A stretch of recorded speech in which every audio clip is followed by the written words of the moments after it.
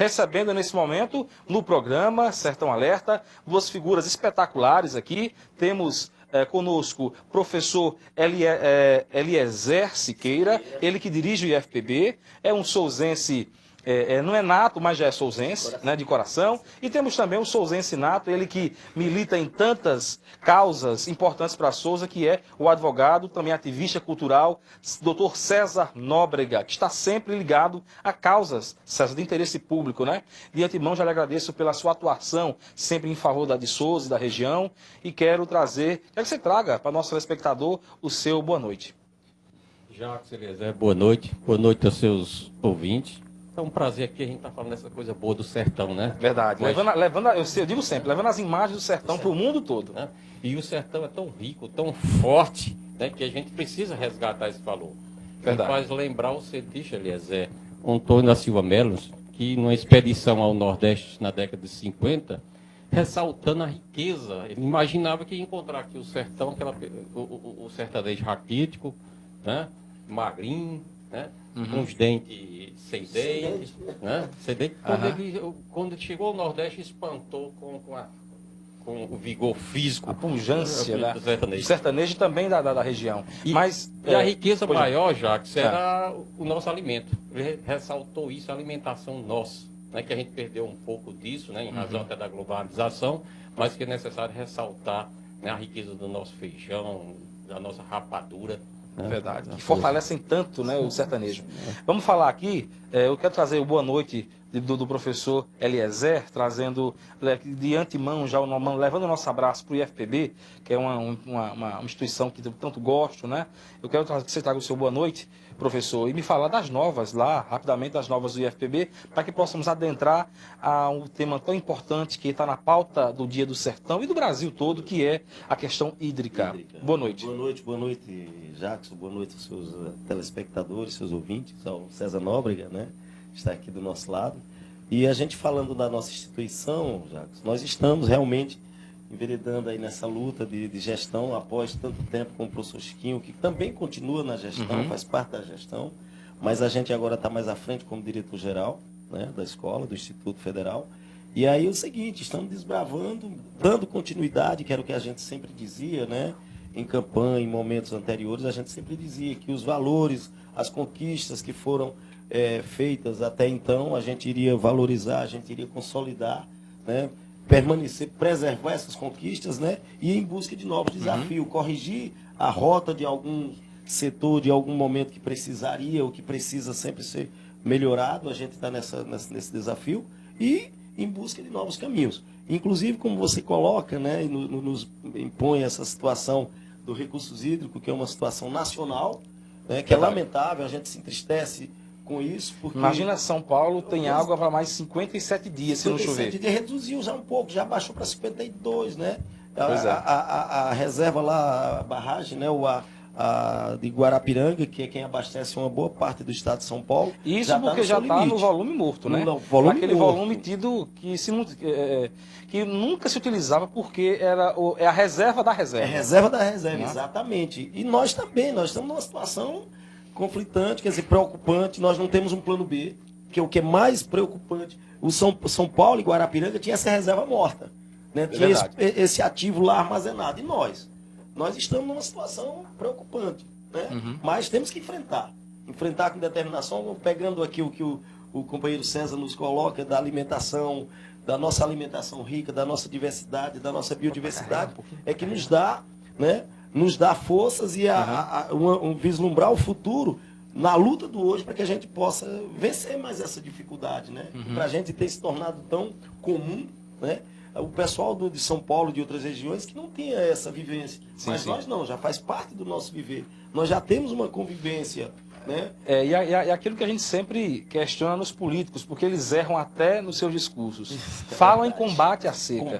Você não pode combater a seca, você pode trabalhar métodos de convivência com ela. Isso é verdade. Porque todo mundo vai morrer e a seca continua lá. Você não vai acabar com a seca. Fenômeno natural, desde que o mundo é mundo, desde que a Terra está nessa forma que acontece. Exatamente. César, eu queria trazer sua participação falando também da questão atual de Souza. São Gonçalo tem pouco mais de 7 milhões de metros cúbicos se fala que ao chegar aos 6 milhões, a água já estaria imprópria para o consumo em virtude da oxigenação dos peixes, as algas, né? E não teria mais condição de abastecer.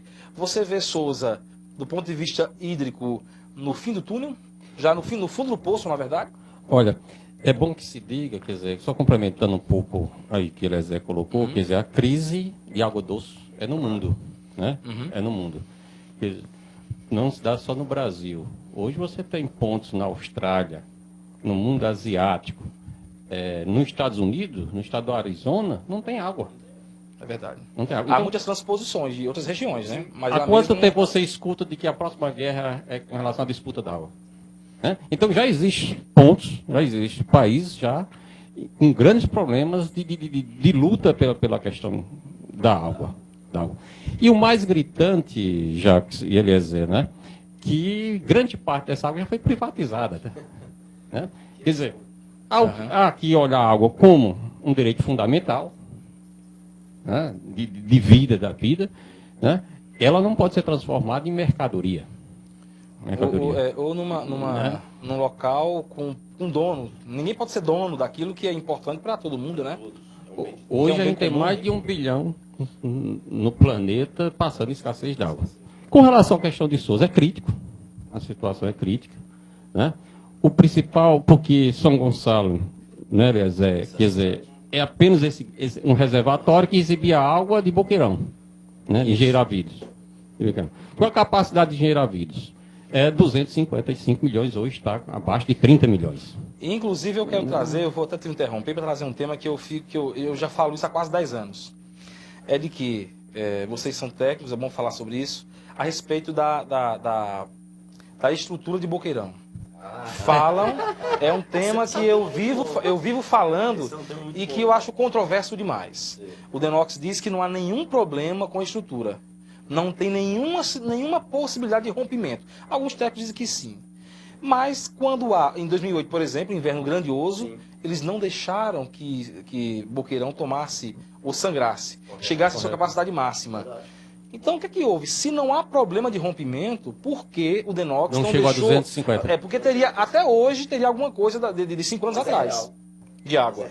O risco de arrombamento é real. É importante trazer isso, porque o Denox já, inclusive oficialmente, já publicou nota dizendo que não existe. E fica a dúvida, bem, se não existe, por que em 2008, 2010, não chegou ao limite máximo, porque a gente teria essa água até hoje. Olha, eu vou revelar, você está pegando um ponto, é importante, né, que eu tenho muitos dados a respeito disso. Desde criança, né, não só eu, como gente da minha idade, já ouviu falar que o risco de Boqueirão. Isso foi na década de 60, houve a operação, lenda e tal. Em 2008, houve um inverno forte. Um inverno forte que surgiu até a possibilidade de estourar São Gonçalo. Havia essa possibilidade. Tá? E chegou até a gente a falecer em razão de uma sombra que ocorreu aqui em Souza, a notícia de que Boqueirão tinha estourado. Eu estava, inclusive, em São Gonçalo nessa noite e vi a movimentação de pessoas saindo e preocupadas. Correndo para Marizal, que era mais alto, mais alto. Essa questão toda.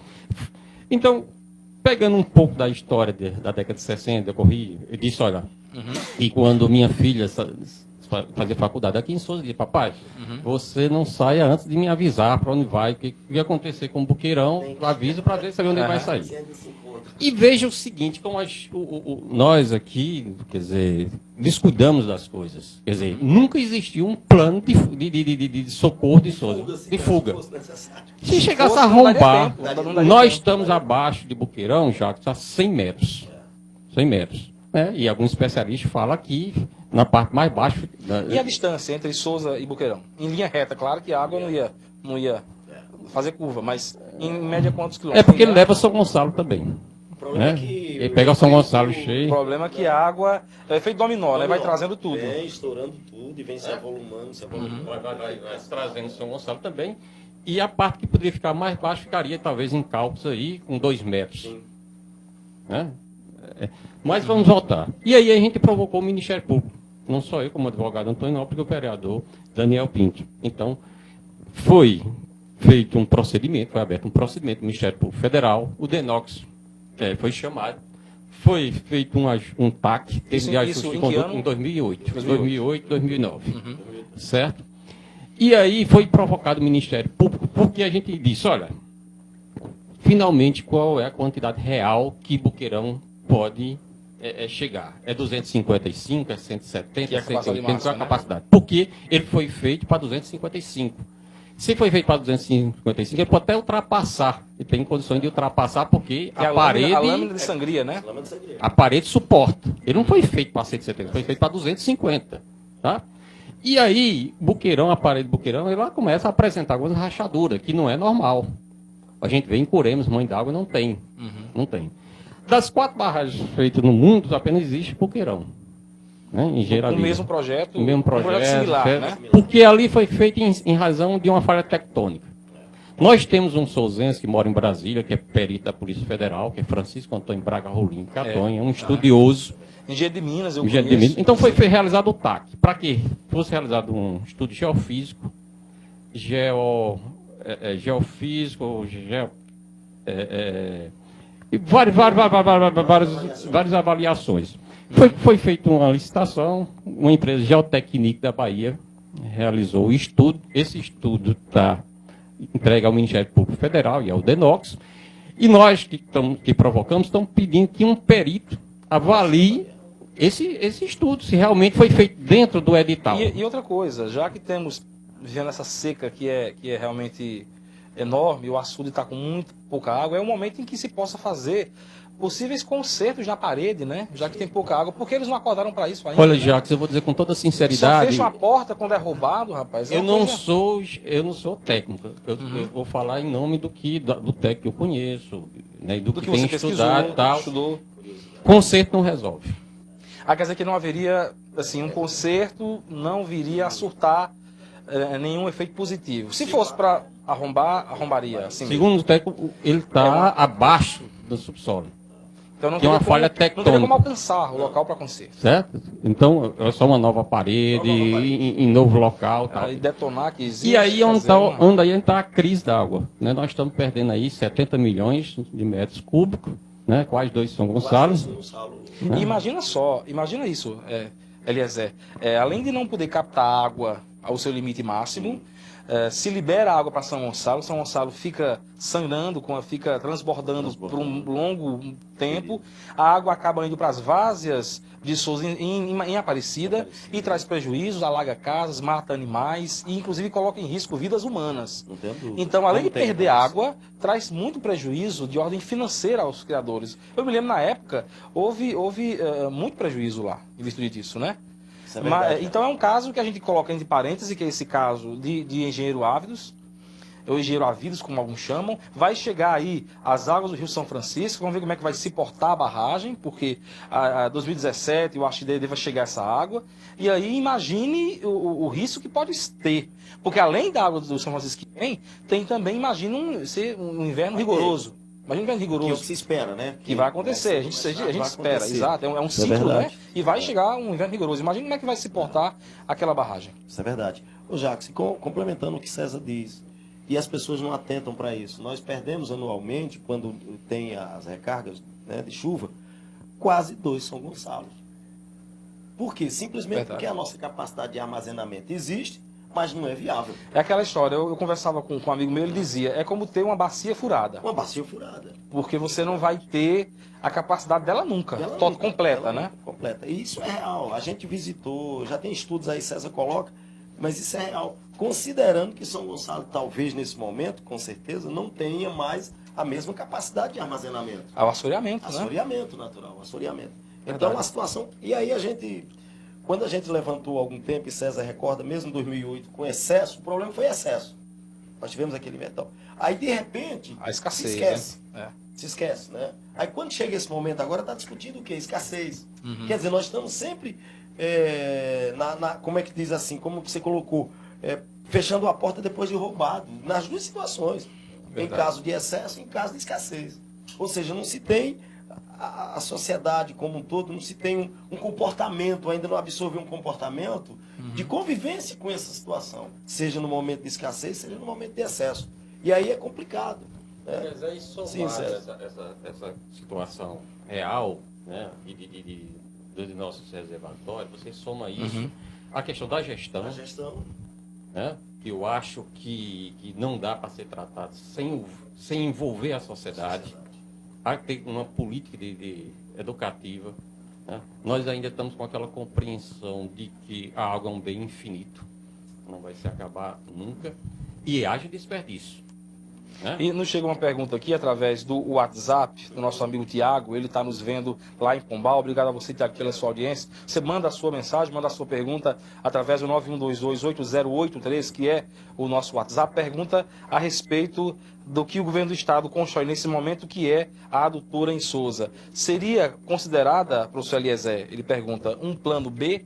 Na verdade, não se constitui um plano B. Por que não constitui? Porque essa adutora que está sendo construída para Souza, todas as informações que a gente tem e temos acompanhado, é que essa adutora vai atender ou vai suprir 50% do consumo local.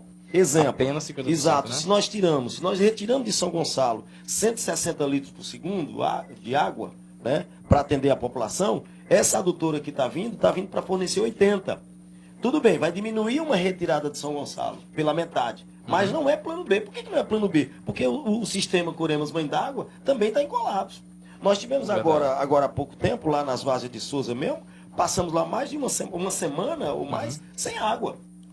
Por quê? Porque houve uma redução no fornecimento de água para aqui, para as Várzeas de Souza, segundo informações, né, não oficiais, mas segundo informações, de que teve uma necessidade de redução para poder permitir que uma quantidade de água contratada para ser direcionada ao Rio Grande do Norte pudesse ser liberada. Aí eu acho que é outro absurdo. Então, Sinceramente, é outro absurdo. Que a gente absurdo. precisa discutir. São coisas que a Porque gente precisa cada ter. um com seus problemas, Com seus né? problemas, A Paraíba não exatamente. deve se sacrificar para mandar água, com todo respeito a quem precisa, Sem porque todo mundo dúvida. precisa, Todos- mas todos precisamos. vamos cuidar cada um da sua Mas casa, né? O que é estranho, Esse Jacques, ponto. o que é estranho saber é que nós, nas discussões, na nossa luta, a gente encontrou essa informação que se tinha essa necessidade dessa água chegar ao Rio Grande do Norte e fomos informados que esse contrato, existe uma carta que estabelece que a água de Coremas Mãe d'Água precisa chegar ao Rio Grande do Norte, isso desde 1969. Quer dizer, então há um documento oficioso, uma oficialidade nesse processo. Né? Sim. Mas nós precisamos rediscutir Mas nada isso. que possa ser realmente Nada que possa ser rediscutido. revisto, né? Então, só perguntando para o colega Tiago, Sim. a preocupação, talvez se apresente, é isso que eu vou responder. Nós não entendemos como um plano B. Um plano B seria onde nós vamos buscar água, porque, repetimos, Coremas Mãe d'Água também está praticamente em colapso. Né? Nós temos aí uma adutora para Nazarezinho, do mesmo sistema, nós temos a adutora para Souza. E aí?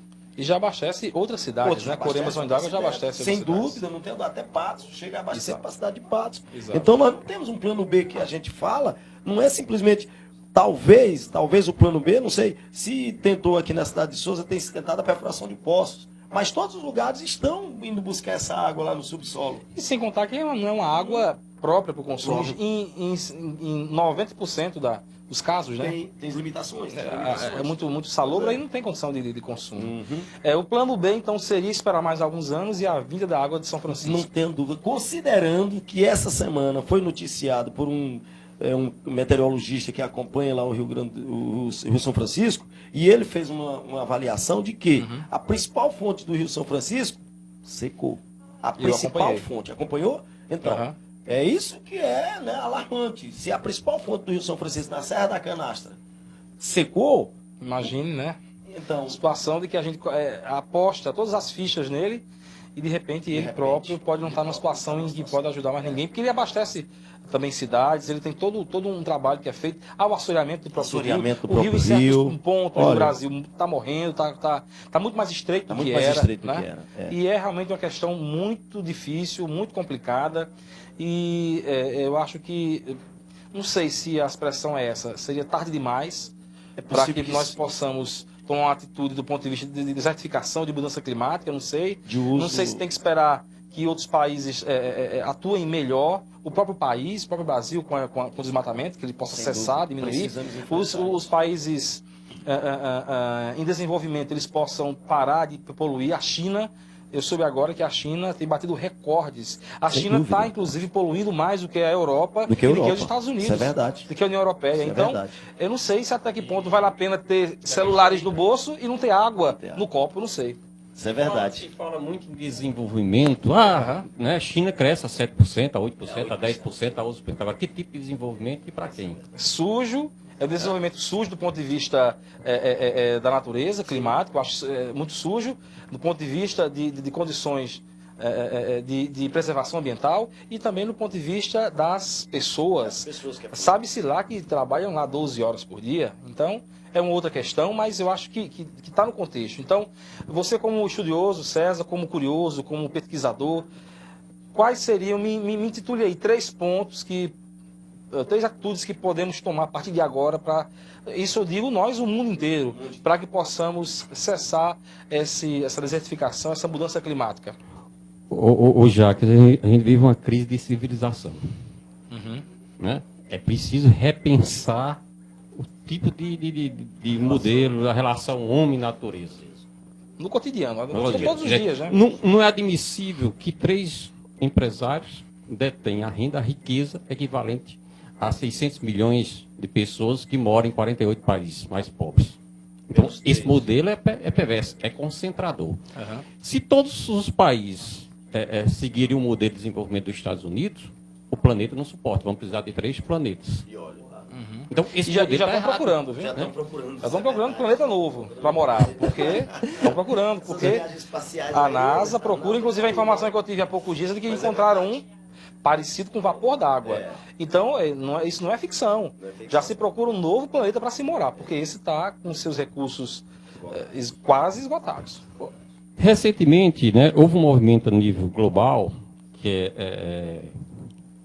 a caminho do globo, né, clima, né? Caminhada global do clima. Em vários em razão do encontro de chefes de Estado que ocorreu agora terça-feira. O porquê disso? Que está aumentando, está acelerando o aquecimento global. A camada de ozônio, né, o buraco da camada de ozônio está aumentando. E isso ultrapassar 2 graus aí, aumentar 2 graus, chegou a um limite e tal. Né? E nós, o que me chama mais assim, me fico mais preocupado é que nós moramos numa região crítica, que é a região semiárida. César, deixa eu constatar. Eu acho que é uma das primeiras a sentir esses efeitos, eu vou devolver para o César, porque é uma coisa interessante. A gente costuma estar sempre falando em semiárido. E eu particularmente, eu sempre digo assim, olha, nós não estamos no semiárido. Estamos no árido, Nós estamos no árido do semiárido, porque semi dá a ideia de metade. Nós estamos numa região úmida e árida. Não, nós estamos no árido do semiárido. Aí é que a situação é mais crítica. Para ser mais exato, um quase deserto. Quase deserto. Quase deserto. Nós estamos 3 anos aí de calamidade, de seca mesmo, né? De seca. E outra coisa, e os fatores climáticos, eles se potencializam. Um ano sobre o outro, não são apenas 2 anos. Né? E eu até perguntaria a vocês, pode dar sua opinião, a respeito de quanto São Gonçalo demoraria para ter, claro, no inverno regular, não estou falando do inverno acima da média, não estou falando disso, mas numa questão pluviométrica regular ou boa, em quantos anos seriam necessários para que São Gonçalo voltasse à sua capacidade, vamos dizer, de 35 milhões de metros cúbicos, que seria 70%, 80% da sua capacidade? Olha só, Jacques, pela previsão que a gente faz e observações, né? A gente entende que aí nós teríamos que levar 5 anos, pelo menos, para recuperar o E teria que ser passivo. 5 anos de inverno bom. Regulares, bom. Regular, bom. Por quê? Né? O próprio inverno, como a gente costuma dizer, a roda gira. Não vai parar apenas para acumular. O próprio inverno, a precipitação que ocorrer ao longo desses anos, vai ter também o consumo contínuo. Não Verdade. há dúvida.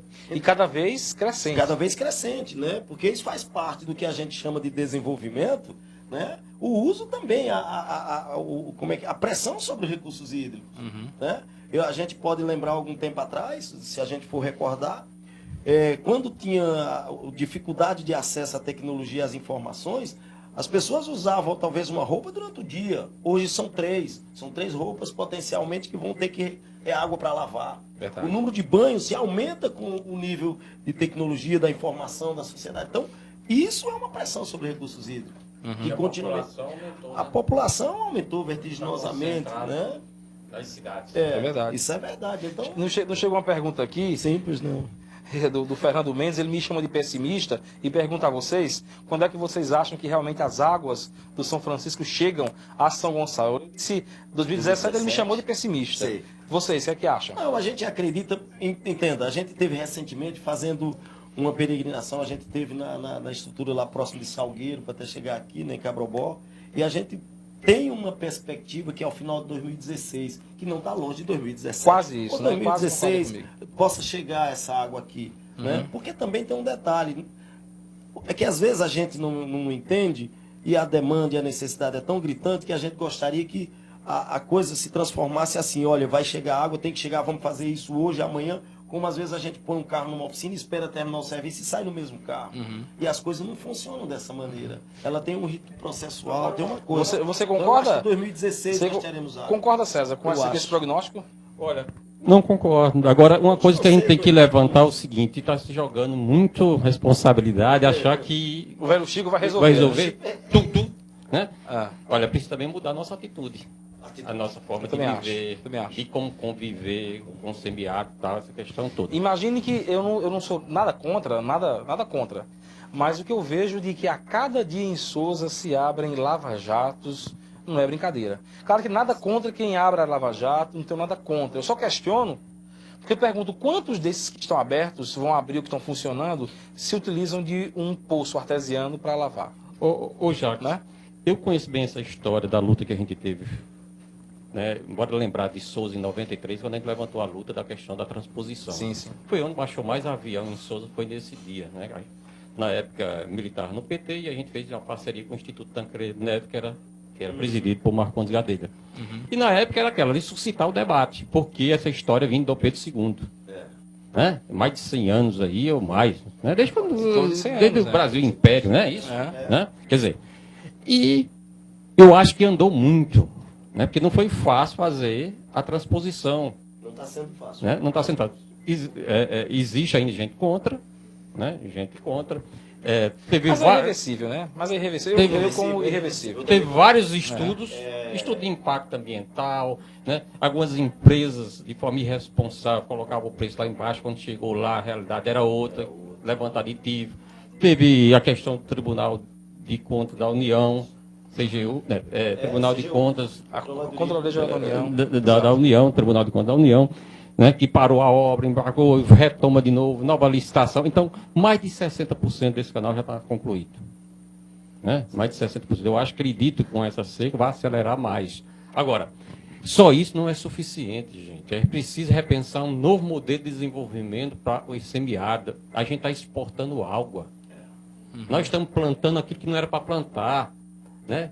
Nós estamos plantando frutas aí, né, que é para país que tem muita água. E não utilizamos aquilo que é essencial nosso para a convivência.